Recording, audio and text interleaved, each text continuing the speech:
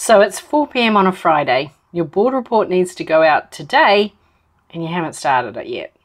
You started the week with plenty of time to get it done, but this week life just got in the way. Balancing competing demands has left you worn out. You feel behind and quite frankly, you're over this week. How are you supposed to master the demands of managing your team with getting the stuff you're responsible for done? Today I'm sharing the biggest mistakes that lead to this downward spiral and the 3 processes that you can implement today to balance the me work with the teamwork. Let's get started, shall we? Well, hello, beautiful people, and welcome to the Project Joyful podcast. I'm your host, Tracy Tutty, your medical herbalist and high performance coach. So, hey, Project Joyful isn't just about being happy. It's about consciously creating a life you love.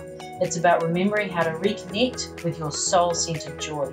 You know, that joy that comes from doing what you love, from living on purpose, and from being in a life that allows you to experience deep joy moment by moment. So, hey, let's get started, shall we? So it's 4 p.m. on a Friday and you are sweating. You've got to get those board reports out tonight and you haven't started writing the paper. What happened to this week? You started the week with a plan, 5 days to get your board paper done. Well, that's plenty of time. So how did you get to Friday at 4 p.m. with nothing to show for a busy week?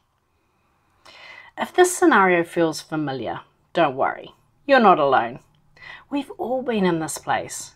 We've all had to whack out a committee paper at the last minute. But if you've been in this place in at least 2 of the last 6 board reporting cadences, then it's time to take a look at how you are being. Today I'm going to explore the common mistakes managers make that leads to the personal delivery gap. And I'm going to be sharing the 3 simple processes that you can use to get your work done alongside being there for your team. The fundamental gear change that the effective manager makes is to understand that you're delivering through your team rather than through your sole effort. Now, it can be quite the shift moving from wrapping managing your team as an add-on to your job to managing your team actually is your job. Even though you're managing your team, there are tasks that you must deliver. But it comes from what your team has delivered. Let me give you an example. So let's say that you're delivering the finance report to the board because you're the finance manager. Now, delivering that report is all on you. But you can't deliver the report unless you have a month end which is accurate, the numbers have integrity, and the month is closed on time. And all of those deliverables are on your team. You're the conductor and they're the orchestra. Your orchestra is made up of individuals who are masters of their craft. They know what they need to do and they're focused on delivering that. You may even have some superstars, your first violin, for example. But it's the conductor who's responsible for delivering that beautiful sound. The conductor sets the expectation of his orchestra and communicates the vision, ensuring that each member plays their part. They start and they end at the right time, and they stay in time with the rest of the team. So the first principle is that you have ensured that your team have clarity of their role and their responsibilities. I think one of the great travesties of management training is this idea that great managers have an open door policy. They're available to their team whenever their team has need of them. So, if I'm in your team and I'm not sure what to do about X, don't worry. I don't need to work through that particular problem. All I need to do is drop by my manager's desk and get them to solve the problem for me. Combine this with the programming that many women and some men receive around the importance of putting everybody else's needs first, and you'll never get anything done. This type of open door policy leaves you in a constant state of interruption.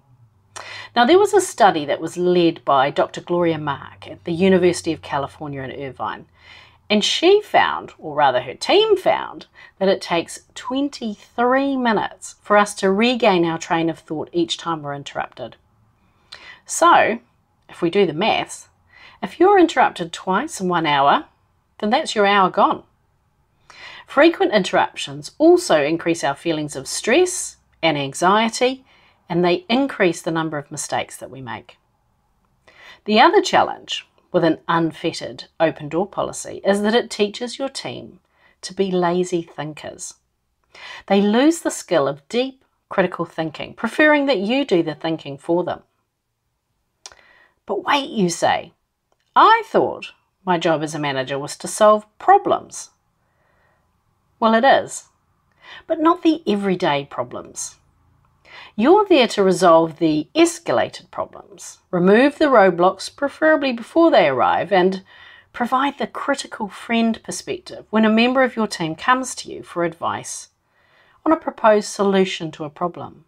But the key is that they've had a go at working the solution out for themselves. Now, managing a team doesn't mean you're there to solve all their problems. You're about creating psychological safety so that they feel safe enough to solve their own problems. So what can you do to reclaim your time and use the time to focus on delivering what you're on the hook to deliver? An open door policy is important. Your team needs to know that they can always come to you, but there needs to be boundaries in place. You're allowed to be vulnerable. Communicate your deadlines with the team. Something like, hey guys, so I need to get the board report out this week and I need your help.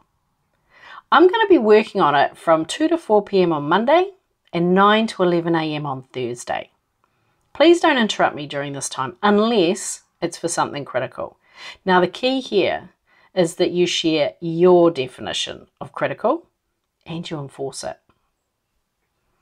If you work in an open plan office, agree a visible do not disturb signal. So, for example, it could be a toy placed on top of your cubicle wall or on your desk. We use a toy car, it works fine, and it's a talking point when we're not being busy. Find a space that's out of sight where you can work uninterrupted. Out of sight, out of mind. And if you have some influence over the office setup, create a deep thinking space where everyone can go when they need some do not disturb time. So we all have a circadian rhythm, and this rhythm allows us to work out times in our day when we're at maximum focus and alert energy. And this is the time to use for your work. Block it out in your calendar. Use your do not disturb ones or your secret doing deep workspace to focus on your work. Let me ask you a question. Is it possible for you to start work an hour before your team so that you've got some concentrated time, or can you take your lunch at a different time so that you can get some alone in the pod time? Being there for your team doesn't mean you're the team doormat. Getting me work done alongside teamwork involves communicating expectations, setting boundaries, and putting yourself first. Focus time is sacred time. Protect it, value it. Don't give it away too easily. By putting these fundamentals in place, you can ensure that you're there for your team and that you're able to deliver quality work on time and with ease and grace. Sending you lots of love. Bye for now. Hey, thanks for listening to today's podcast. Can I ask you a favour? If our conversation spoke to you today, could you please take a moment to leave a 5-star review? Your review will help people discover this podcast, and together we can create a world where there's even more love and more laughter. And if you want to hear more from the Project Joyful podcast, just click the subscribe button. Bye for now.